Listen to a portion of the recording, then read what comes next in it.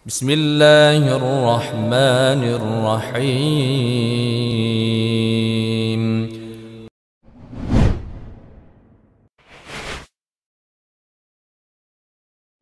Poin yang kedua terkait keluarnya seorang muslimah ini ya. Sudah jam berapa ini? Ya. Keluarnya seorang muslimah tanpa mahram. Ada orang, karena ada yang berdalil dengan hadis ini boleh. Buktinya apa? Satu orang tadi keluar berangkat umrah, Rasulullah tidak menyalahkan. Nah, di sini memang terjadi perdebatan, perselisihan pendapat. Kalau pengarang kitab ini yang kita baca, beliau condong untuk haram wanita keluar tanpa mahramnya untuk melakukan apapun, termasuk haji dan umrah. Kalau beliau pengarang kitab ini condong untuk itu. Namun demikian Ustadz akan sampaikan apa adanya yang di kalangan 4 mazhab. Yang pertama, seorang wanita ya, apakah dia boleh keluar dari rumahnya tanpa mahram? Antum tahu mahram? Kalau di Indonesia sering disebutnya muhrim. Sebetulnya kalau secara bahasa Arab yang betul mahram. Kalau muhrim itu orang yang lagi ihram. Kalau mahram itu adalah orang-orang yang tidak boleh dinikahi, haram dinikahi. Ibu kandung, bibi kandung, paman kalau bagi perempuan. Dan mahram itu nanti insya Allah di kajian fikih akan lebih detail. Ada 3, ada 2, ada mahram seumur hidup, ada mahram tidak seumur hidup.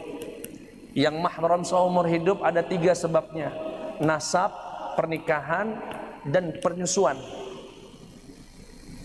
sesusuan. Nanti insya Allah di bab pernikahan atau di bab nanti kita akan bahas tentang mahram. Istri itu mahram bukan? Bukan. Buktinya boleh dinikahi. Kan definisi mahram itu yang tidak boleh dinikahi. Bingung ya? Perasaan selama ini mahram saya suami saya. Ya nanti biar ngaji di ngaji yang malam Selasa.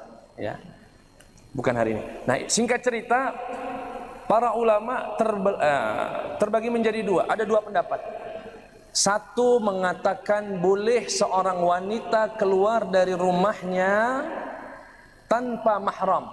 Boleh. Ini pendapat siapa? Ini pendapat salah satu pendapat dalam mazhab Malikiyah dan salah satu pendapat dalam mazhab Syafi'iyah.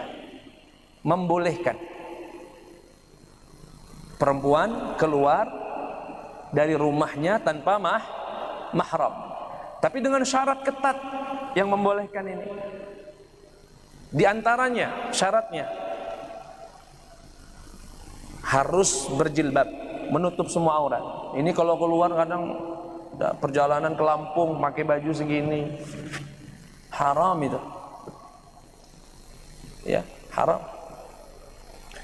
Kemudian dijamin keamanannya, artinya perjalanan ini diduga aman. Diduga aman. Kalau dari sini perjalanan misalnya, kalau di Lampung Timur itu, di Lampung Timur itu rawan. Jangan. Kalau di Palembang ini sebelah Sumsel di mana? Yang rawan dekat ya. Aman gak lo? Aman gak lo? Ya. Ya pokoknya yang penting perjalanan aman. Kemudian ada teman wanita-wanita yang bukan mahramnya tapi dipercaya. Rombongan. Ya. Ini juga termasuk syaratnya. Pendapat yang kedua, ini mayoritas ulama, haram perempuan keluar tanpa mahram.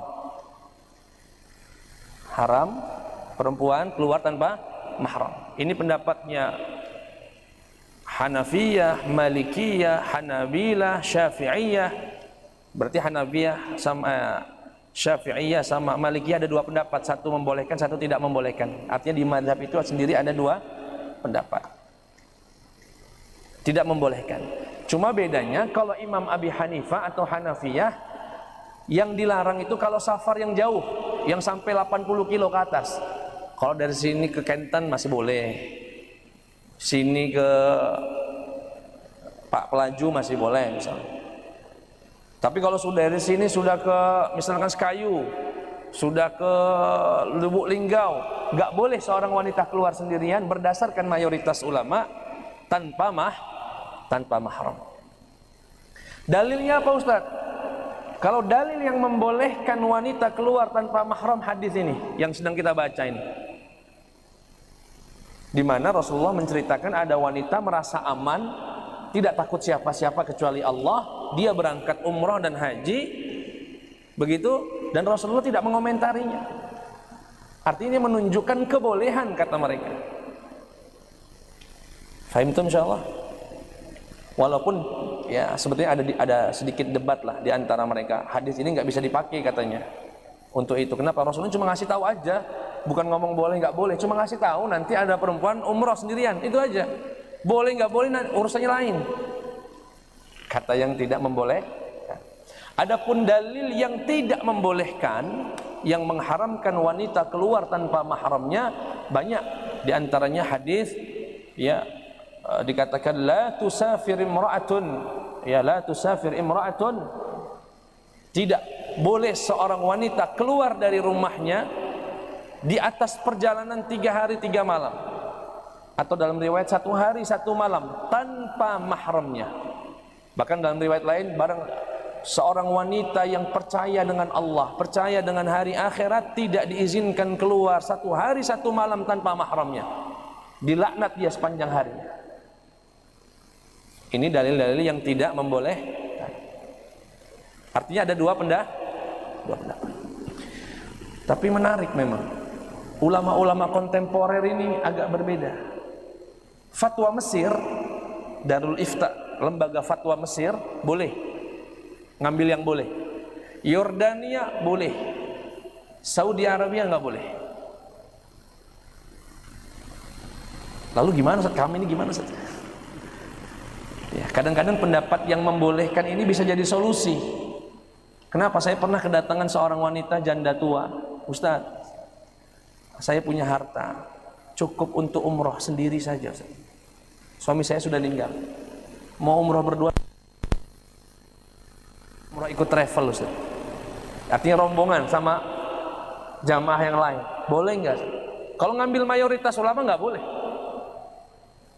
tapi kalau ngambil fatwa tadi dipastikan perjalanan aman, ada travel yang kredibilitas, diakui keamanannya dan sebagainya, bisa jadi solusi yang begini. Silahkan. Termasuk teman-teman saya yang kuliah di Azhar, perempuan-perempuan banyak yang kuliah di Azhar, tholibat, dapat beasiswa ke sana. Gimana itu? Ngambil pendapat yang membolehkan ini. Ya, tapi singkatnya, kalau bisa ya ambillah yang hati-hati. Jangan diizinkan istri kita, adik perempuan kita keluar dari rumah perjalanan yang cukup jauh ya tanpa mahram. Wanita itu lemah, ya, mudah jadi dan sebagainya. Ya, insyaallah nanti pada waktunya kita akan bahas lebih detail terkait mahram tadi ya. Sallallahu ala Muhammad sallallahu